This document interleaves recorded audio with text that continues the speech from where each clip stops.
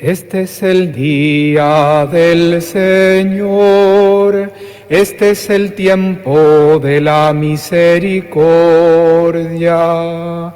Este es el día del Señor, este es el tiempo de la misericordia.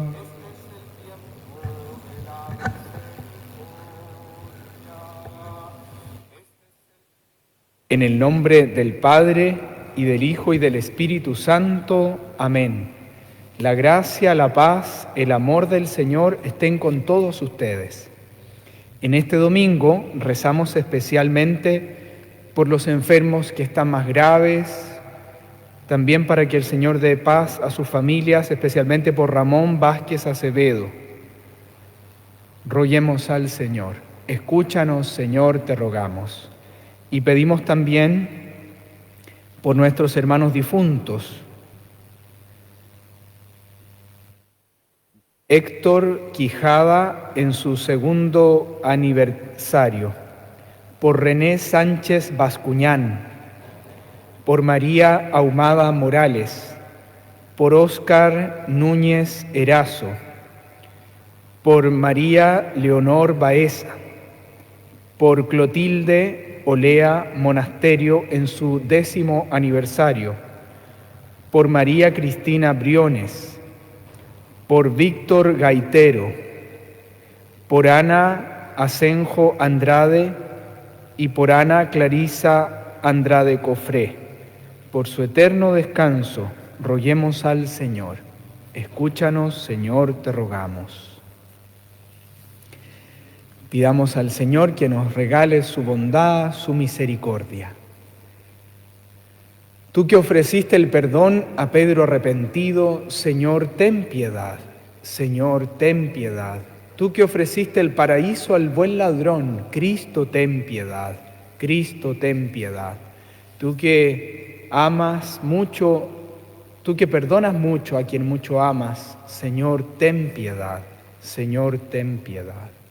Dios Todopoderoso tenga misericordia de nosotros, perdone nuestros pecados y nos lleve a la vida eterna. Amén.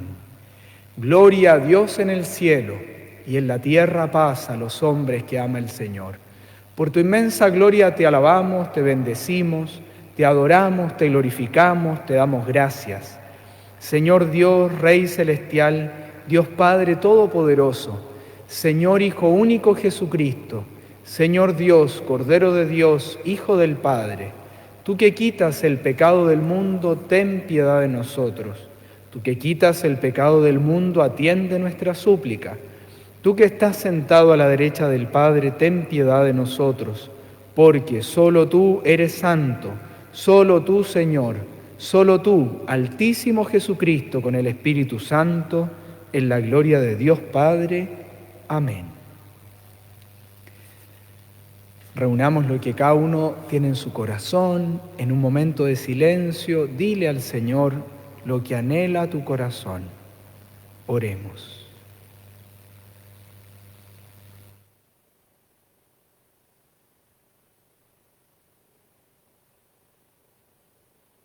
Dios nuestro, protector de los que esperan en ti, fuera de quien nada tiene valor ni santidad, acrecienta sobre nosotros tu misericordia, para que bajo la guía providente usemos los bienes pasajeros de tal modo que ya desde ahora podamos adherirnos a los bienes eternos. Por nuestro Señor Jesucristo, tu Hijo, que contigo vive y reina en la unidad del Espíritu Santo, Dios, por los siglos de los siglos. Amén. Escuchemos la palabra.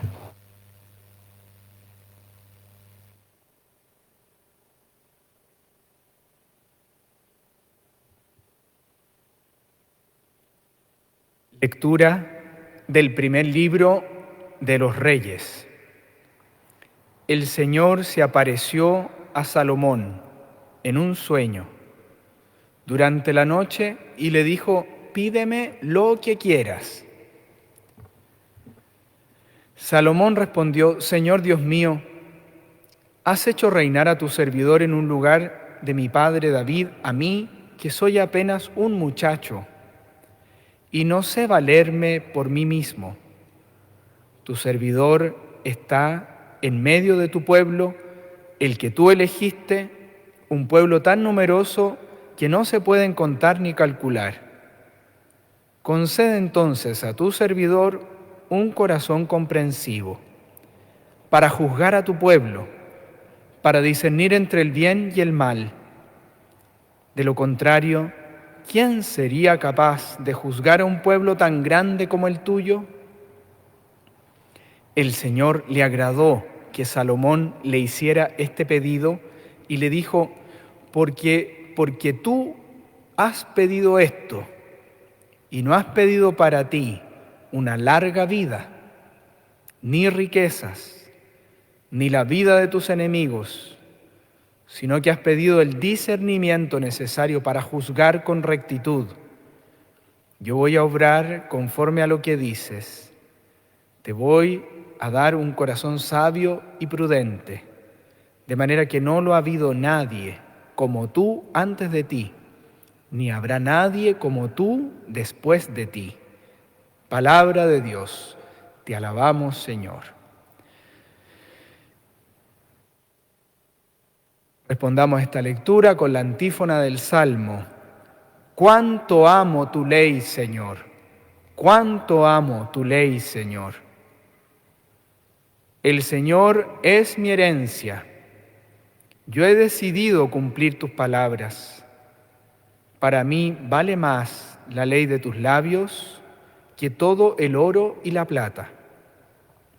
Cuánto amo tu ley, Señor. Que tu misericordia me consuele de acuerdo con la promesa que me hiciste. Que llegue hasta ti, hasta mí, tu comprensión y viviré porque tu ley es toda mi alegría. Cuánto amo tu ley, Señor. Yo amo tus mandamientos y los prefiero al oro más fino. Por eso me guío por tus preceptos y aborrezco todo camino engañoso. Cuánto amo tu ley, Señor. Tus prescripciones son admirables, por eso las observo. La explicación de tus palabras ilumina y da inteligencia al ignorante.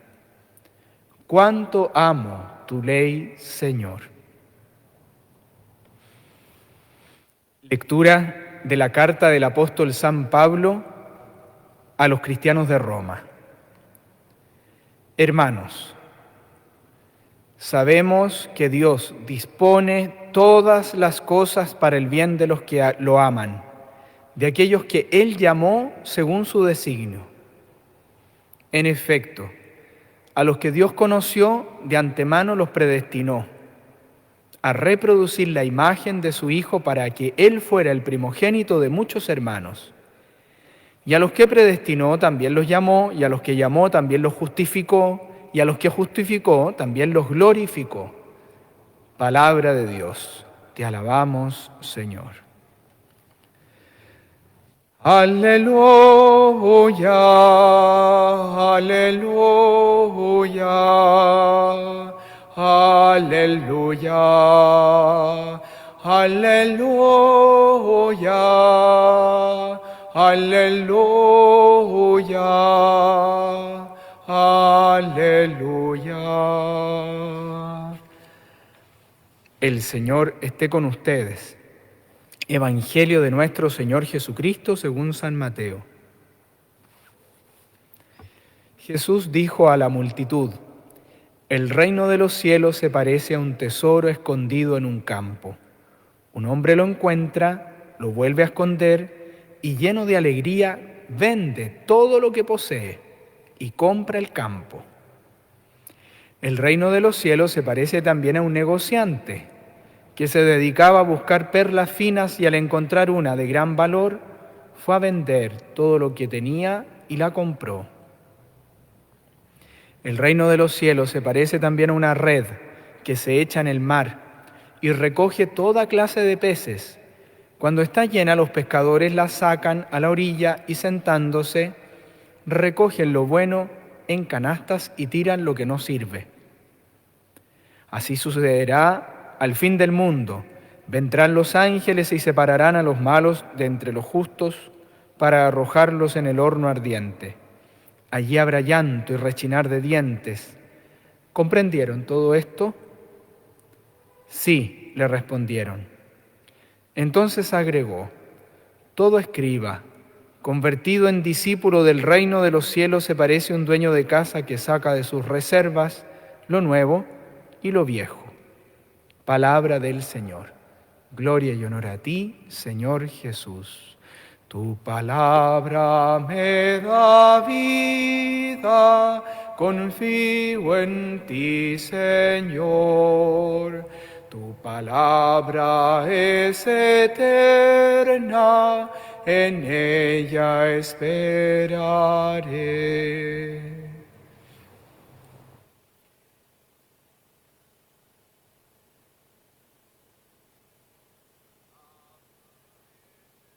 Queridos hermanos, en este domingo se leen las últimas 3 parábolas del capítulo 13 de San Mateo. Todo este año vamos a estar sobre todo siguiendo el texto del Evangelio de San Mateo. Lo hacemos así en la iglesia pedagógicamente. Un año se lee sobre todo San Mateo, San Juan y otros textos, después San Marcos, después San Lucas.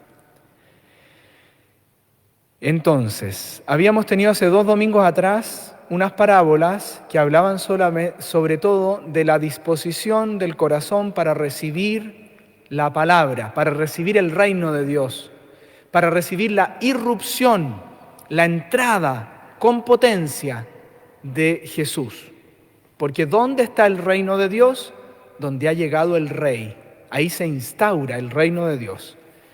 Entonces, esa era la parábola tan conocida del sembrador, que nos hablaba de los terrenos que reciben esta llegada de Jesús. Y por lo tanto era una invitación para todos nosotros para poder comprender la palabra y dar fruto. La semana pasada teníamos también las parábolas que hablaban de otra característica de cómo llega la presencia del reinado de Jesús, porque Jesús entra con su fuerza, con su poder, con su misericordia. No asemejemos poder a violencia. Poder es la fuerza, el poder, la capacidad que tiene Dios de llegar y transformar. Y ahí teníamos 3 parábolas que, más que hablar de la disposición del terreno, hablaban de la potencia de la semilla que llega, o sea, de cómo llega Jesús. Y ahí teníamos la parábola del grano de mostaza. Jesús llega como el más pequeño en Belén, como uno de tantos. El de la levadura llega como uno de tantos, pero que hace una transformación de su contexto, de su ambiente. Fíjense que cuando uno come pan, no dice, ¡ay, qué rica está la levadura!, sino que dice, qué rico está el pan. Y coman un pan sin levadura, es una tortilla más dura, más difícil de digerir. Bueno, el Señor, cuando entra a la humanidad, quiere hacer que todo lo bueno y lo bello de la humanidad sea más digerible, alimente, nos nutra, porque la levadura entró en todo. Y la tercera hablaba de una cosa bien paradójica, un poco contradictoria, un poco desconcertante, que es que el Señor permite que su reino, que Jesús llegue sin detener con violencia el mal. Deja crecer junto el trigo y la cizaña, ¿Por qué será esto? Bueno, el Señor nos habla de que al fin de los tiempos habrá un juicio definitivo, donde se separará el trigo de la cizaña. Y además también nos habla de una cosa muy bonita de Jesús. Jesús es una presencia, una semilla, una persona que da fruto. La cizaña no da grano para ser convertido en harina, en maleza de alguna manera. Y hoy día tenemos estas 3 parábolas, ahí completamos las 7 parábolas del capítulo 13 del discurso parabólico de Jesús, donde nos habla del reino de los cielos. Podríamos decir, cuando Jesús llega con su presencia, se parece a un tesoro escondido en un campo. Una persona lo encuentra, lo vuelve a esconder y lleno de alegría vende todo lo que posee y compra en campo. O sea, evidente, pues si yo me encuentro un tesoro escondido en un campo que no es mío, Obviamente voy a tener derechos de pertenencia si es que el campo es mío. Entonces estoy dispuesto a venderlo todo. Fíjense que esto hace eco de otro texto del Evangelio cuando el Señor dice que hay un hombre que se acercó y le dijo: Maestro, ¿qué tengo que hacer para tener vida eterna? Cumple los mandamientos. Es que los cumplo desde siempre. Anda, vende todo lo que tienes, ven y sígueme. Y dice que el hombre se fue triste porque tenía muchos bienes.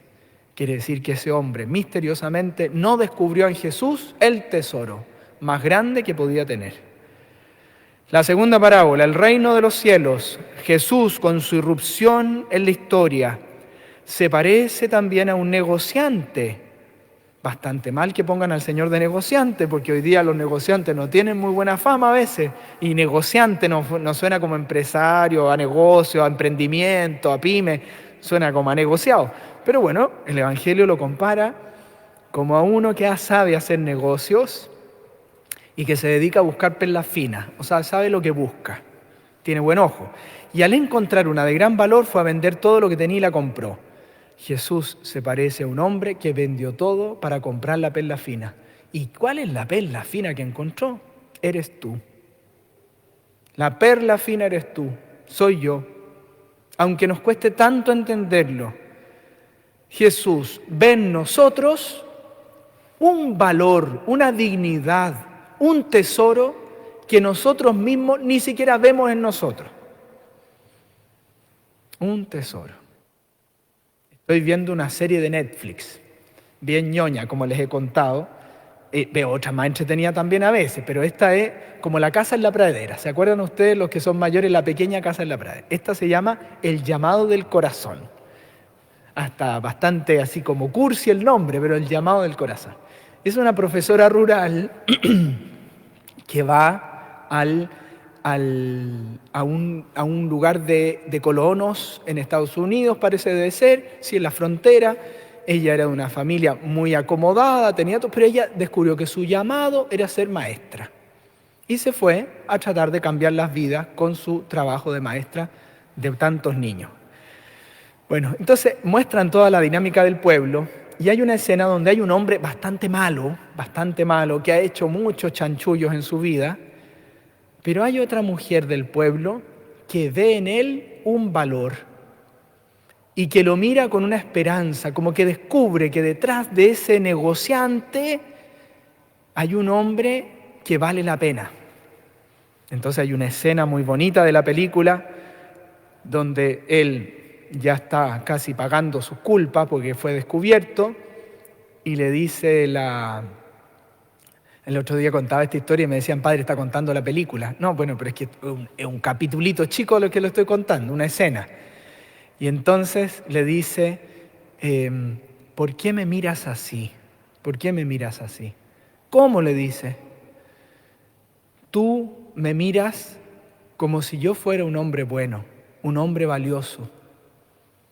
Y entonces ella le dice: es que yo veo en ti, en el fondo, una oportunidad, una potencia, veo algo más. Y el hombre le contesta: tú ves en mí lo que yo no veo de mí mismo. Tú ves en mí lo que yo no veo. Yo dije: eso es Jesús. Jesús es uno que por el amor inmenso que nos tiene, ve en ti, ve en mí, ve en el pobre, ve en el rico, ve en el empresario, ve en el narcotraficante, ve en el profesor abnegado, ven en los enfermeros, en los médicos, ven los enfermos. ¿Qué ve? Se ve a sí mismo. El Padre ve en cada ser humano el rostro de Jesucristo, porque fuimos hechos a imagen y semejanza de Dios. Convenzámonos de eso. Por eso Jesús es como un negociante que estuvo dispuesto a venderlo todo en la cruz para comprarnos a nosotros, a precio de su sangre. El reino de los cielos, la última parábola, se parece a una red. Jesús, cuando llega como una red, como un abrazo que echa en el mar, se echa en el mar tempestuoso que es la humanidad, y recoge toda clase de peces. Jesús ha abrazado a tantos. Cuando está llena, dice, los pescadores la sacan a la orilla y ahí se paran. Así sucederá, hace la explicación el Señor, en el fin del mundo vendrán los ángeles y separarán a los malos de los justos al fin del mundo, no ahora, para arrojarlos al horno ardiente y allí habrá llanto y rechinar de dientes. ¿Comprenden? Así será el fin. En fondo, no demos nosotros juicios definitivos. Si Jesús quiere recogerlos a todos, que nuestra palabra de fe, nuestra palabra profética, que anuncia y denuncia, esté dispuesto a recogerlos a todos. Que ojalá en el anuncio de la fe, en el anuncio de la palabra de la Iglesia, nadie se quede afuera. Tira la red y deja que el Señor juzgue al final del mundo. Tira la red. ¿Es que significa que vamos a tener que tolerar cualquier cosa? No, porque el Señor habló de la corrección fraterna. Habrá cosas que corregir. Hay que pedirle, como el rey Salomón en la primera lectura: Señor, yo te pido que me des a mí como cristiano, como un rey, el discernimiento para conocer el bien y el mal. Concede un corazón comprensivo. Miren, justo la palabra, la primera parábola, dice que el Señor, cuando tira la semilla en la tierra buena, es aquel que comprende. El rey Salomón, muchos siglos antes de Jesucristo, dice: dame un corazón comprensivo para juzgar a tu pueblo, para discernir entre el bien y el mal.